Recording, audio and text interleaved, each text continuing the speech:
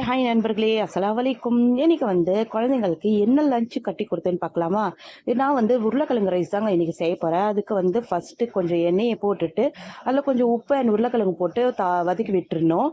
ஏன்னா கொஞ்சம் அதுலேயே வெந்துடும். லோ ஃப்ளேம்லேயே குக் பண்ணணும். அது வதக்கி எடுத்து வச்சதுக்கு அப்புறமா அதே கடாயில் கடுகு, உளுந்து, 2 பல்லு பூண்டு, கருவேப்பிலை இதெல்லாம் போட்டு தாளிச்சிக்கணுங்க. தாளிச்சதுக்கு அப்புறமா அதே கடாயில் வெங்காயம், தக்காளி போட்டு வதக்கிடுங்க.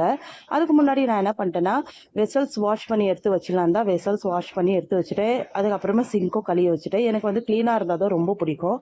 அதனால நான் எப்போவுமே க்ளீனாக வச்சுக்குவேன் என் பொருள் எல்லாம். அதுக்கு இந்த வெங்காய தக்காளி நல்லா வதங்கினதுக்கு அப்புறமா உருளைக்கிழங்கையும் போட்டு நல்லா மிக்ஸ் பண்ணி விட்டுடுங்க. அதுக்கு தேவையான இன்க்ரீடியன்ஸ் என்னென்னா, மிளகாய்த்தூள், மஞ்சள்தூள், தனியாத்தூள். நான் எப்போவுமே காரம் கொஞ்சம் கம்மியாக தான் போடுவேன் ஓரளவு. ஏன்னா குழந்தைங்க சாப்பிட்றது இல்லையா? உங்களுக்கு எவ்வளோ காரம் தேவைப்படுதோ அவ்வளோ நீங்கள் போட்டுக்கலாம். போட்டு நல்லா மிக்ஸ் பண்ணி விட்டுட்டு லோ ஃப்ளேம்லேயே கொஞ்சம் நேரம் ஒரு 5 or 10 minutes வச்சிங்கனாலே போதும். இது குக் ஆகிடும்.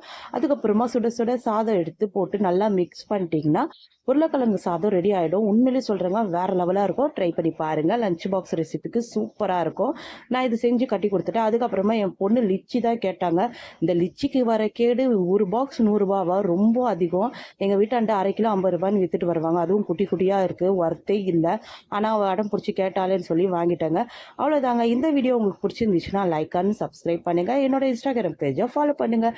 நாளைக்கு பார்க்கலாம். பாய். அஸ்ஸலாமு அலைக்கும்.